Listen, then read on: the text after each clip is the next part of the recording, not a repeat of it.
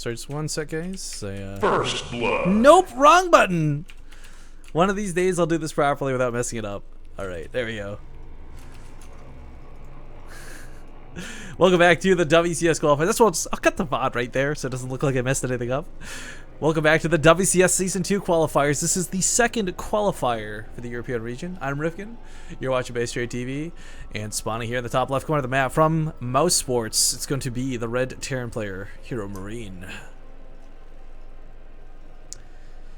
And his opponent over here to the south, spawning Zerg, spawning blue, from Alliance.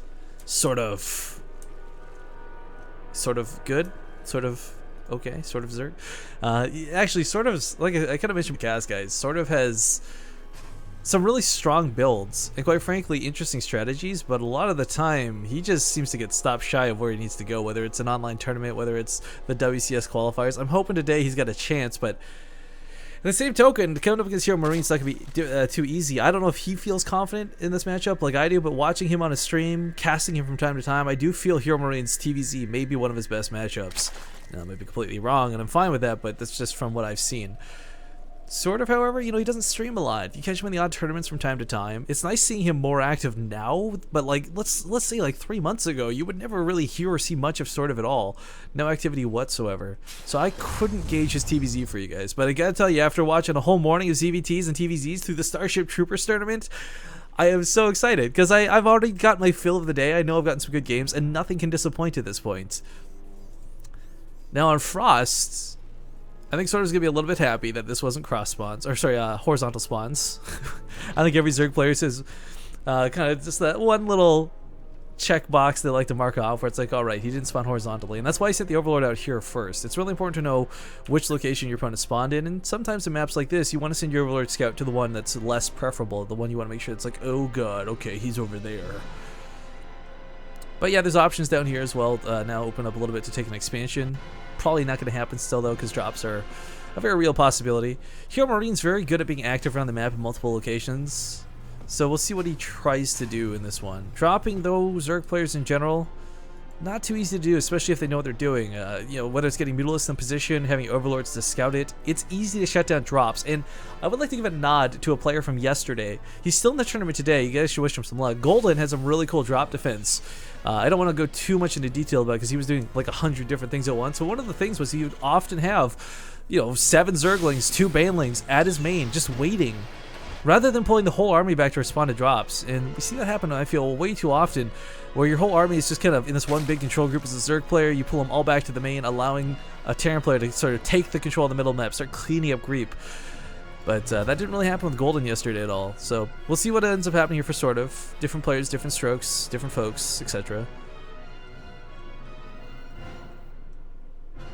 I do like that Sort of is going to take the early watchtower control, though. That's another big thing as well. Like, let's say HeroMarine was doing something a little bit cheesy. I'm not saying as much as like a 2 racks, mind you, but just something a little bit cheesy. Extra racks production, Hellions walking around the middle of the map. It's something you got to be a little bit scared of and a little bit worried of course, but Bunker is going to come down, and damn you guys. That delay. Everyone in Twitch chat making fun of my button pressing. Yeah. Alright, so Sort of with low amounts of lings has nothing to deal with a Reaper. So for him, that's got to be a sigh of relief. You don't have to worry about doing micro, build cancel, overproducing lings. And, you know, this earlier speed, I mean, it's still going to pay off, don't get me wrong, but it's not something he would have invested in, I think, if he could have gotten away with it. But you can never play blindly versus Terran. You expect Reapers 9 times out of 10. It happens a lot for scouting especially, but opting to not go for the Reaper is what allows him to get these insanely fast Hellions out. Now these first 2 could go across the map if he knew where his opponent spawned. I don't know if he saw the Overlord peek down here. If he did see an Overlord poke its little fat head into the natural base for even a second, he'll know it's at the bottom location of the map. At which point you can kind of try and blitz 2 Hellions through and do a lot of damage. There's a player named Froz. I'm trying to... Yeah, Croatian player named Froz from MIA. Sorry, I was trying to remember his team name for a second. I had a huge brain fart. And one of the things Froz does is he always goes for these really early Hellions, and this isn't like sometimes. I mean, every single time he'll go for these earlier Hellions, and he'll just, these aren't from creep control or map control. He'll just dive up into the middle line and get about, I don't know, 7 or 8 drones really early. And I want to use Tefl as an example. No disrespect to Tefl, but Tefl's a player who takes down Korean Terran players on the regular, but he loses to Froz, I feel, every single time they ever play one another. And it's just because Frost does so much damage early on. But HeroMarine opting for these early Hellions, ends up using them pretty passively.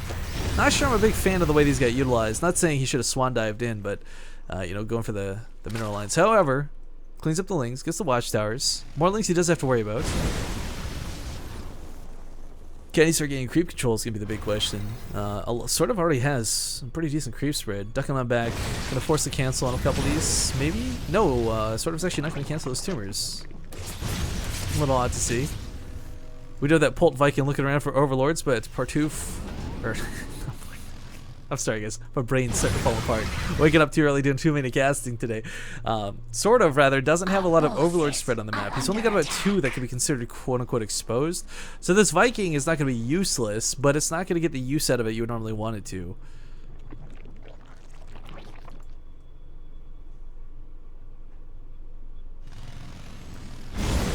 Still just trying to get that map control. Meanwhile, for Sort of, he's on layer tech. He's got Banelings on the way, but we don't see many upgrades being invested into at the moment. Actually, for either player, of course, because HeroMarines should and will usually be delayed.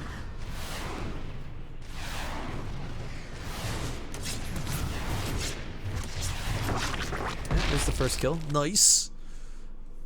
Not first blood or anything, but yeah, first kill. Not too bad.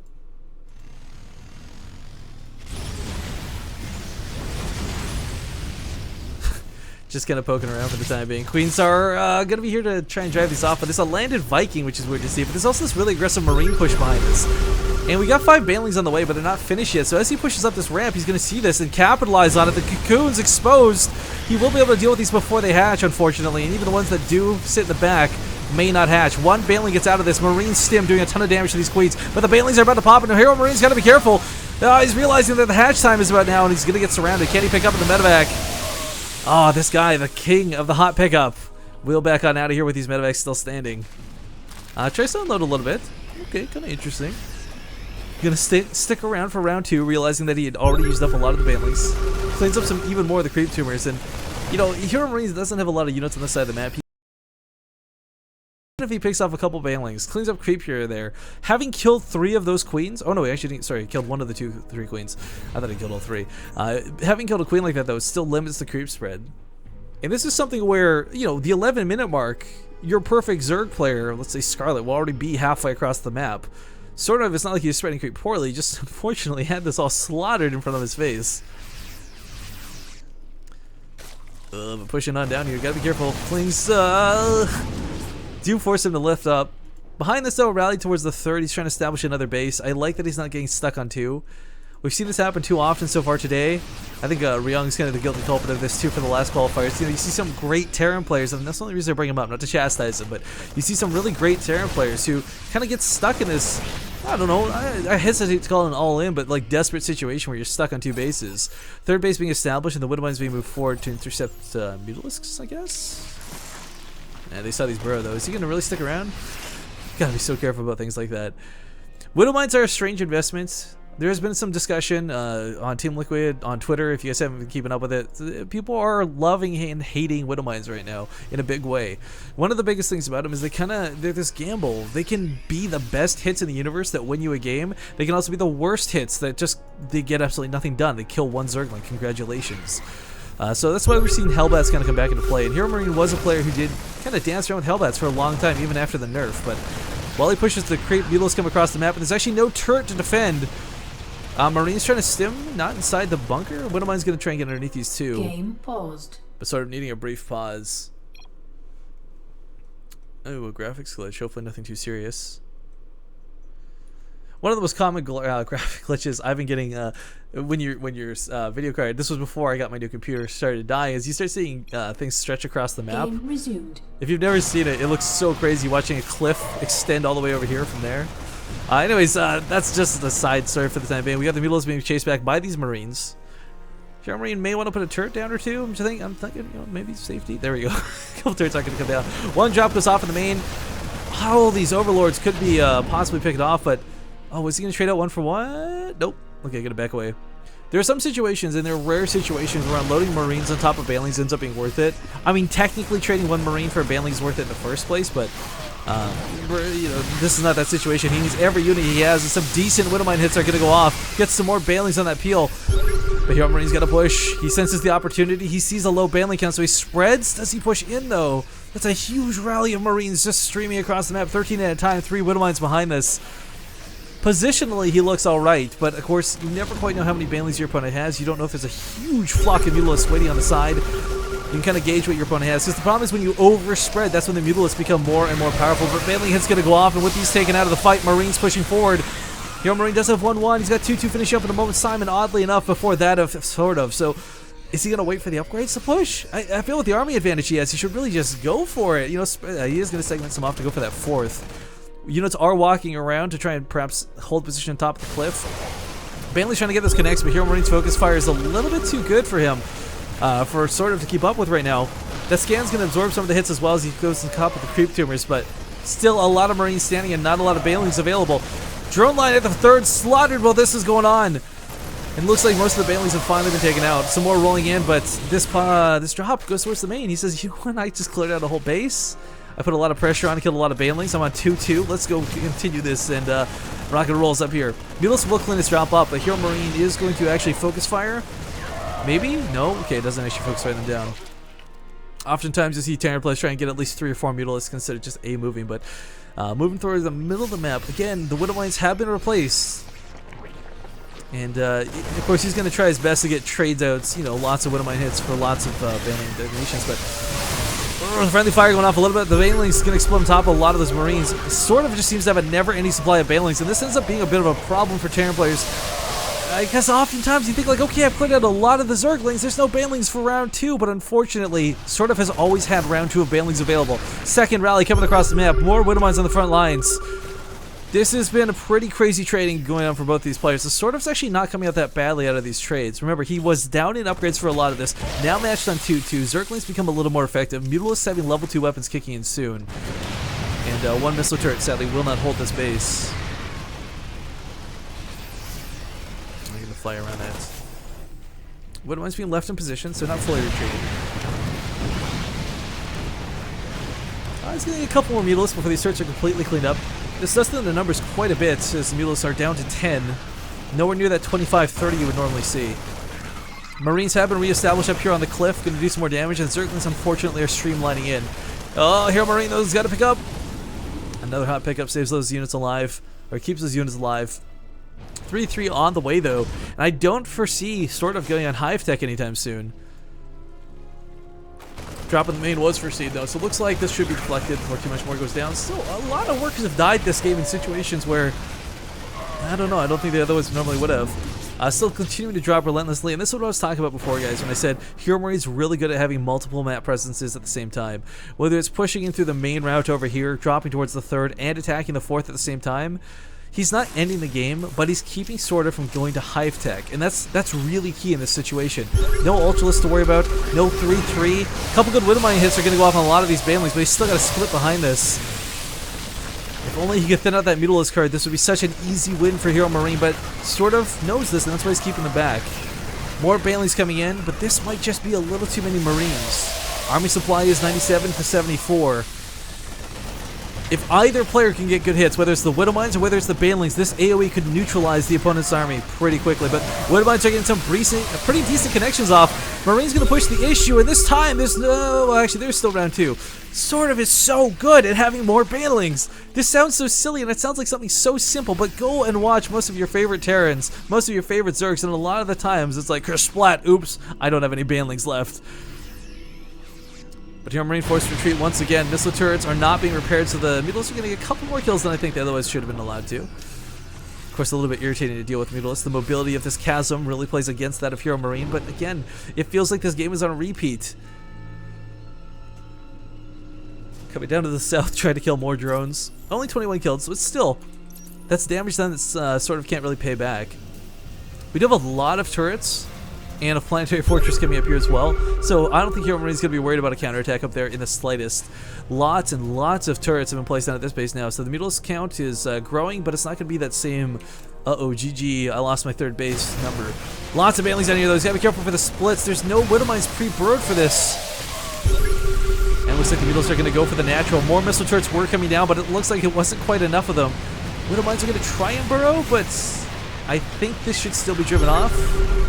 It'd be really bold to stick around there too long with those Mutalisks. Doesn't get much workers for it, but HeroMarine certainly will. This Cliff, this scumbag Cliff, once again, guys, I'm a Terran player, and I even feel dirty about HeroMarine doing this. Marines coming in, or Zerglings coming in won't be enough alone. But again, it's like step 1, step 2, except this time he's going to drop the natural at the same time. Mutalisk will catch this, however, and unfortunately that drop is shut down very quickly. I think he knows, too, he can't really get too much more done. He's got to be careful from those Mutalisks.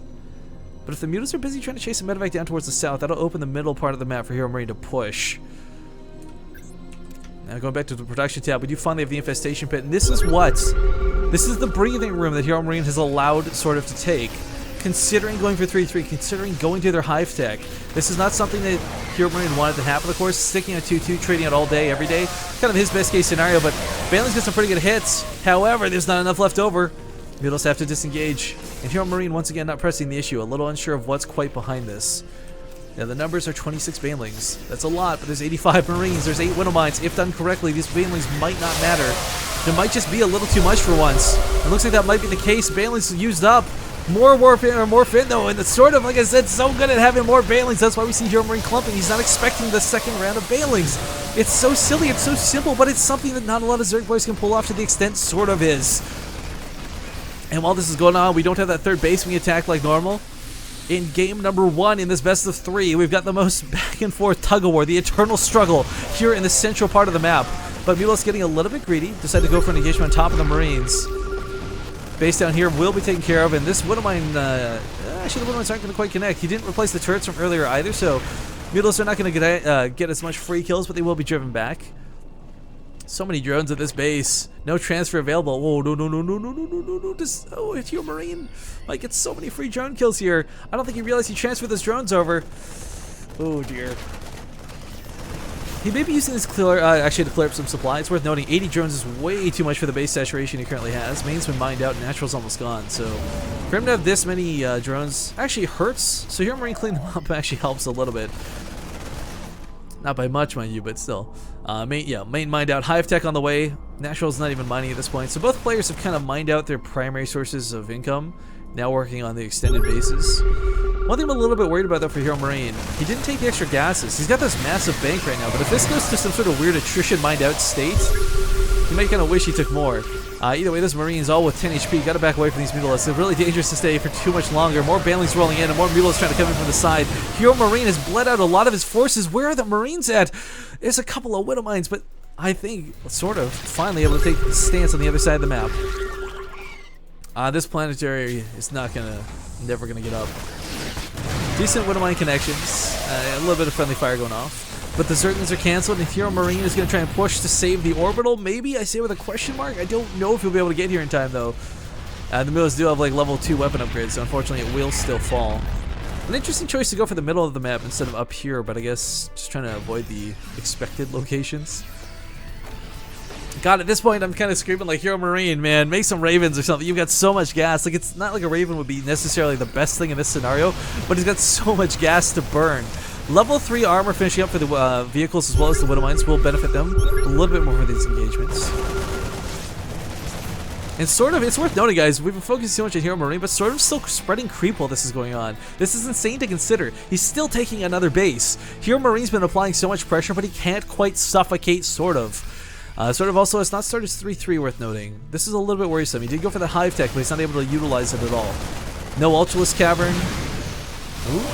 Backing away from this as much as he can. Widow Mine still trying to get those hits off, and the Banelings are focused fire as the Marines split like crazy. Now it's just Mutalisks, and they will be driven back by these Marines. This base was absolutely killed, and more drones were killed upon that transfer. Oh boy, this is pretty ridiculous. But you know what? For HeroMarine too, like we're talking about, SortOF not going for the 3-3, not going for Ultralisk, but like, where's the Infestors? Where are the Thors? Everyone's just kind of stuck on this tunnel vision set of units for both sides of the field. But as the Mutalisks get picked off, there's no Overseer. This Widow Mine connection could be really good. Gets about 3 or 4 Mutalisks with that hit. Up to 9 kills, and I think SortOF may have finally been broken. We talk about him having round 2 of Banelings, but I see none currently available. In fact, there are no Banelings currently available to fight these Marines. So as he pushes here towards the 4th, this is the most critical mining base SortOF, my words at this point, has going for him. And it's about to be taken down. At least the drone's going to be pulled into this to try and hold on a little bit longer, but the Mutalisks, this is a desperate attempt to hold. GG finally called. HeroMarine will take game number 1 in this best of 3.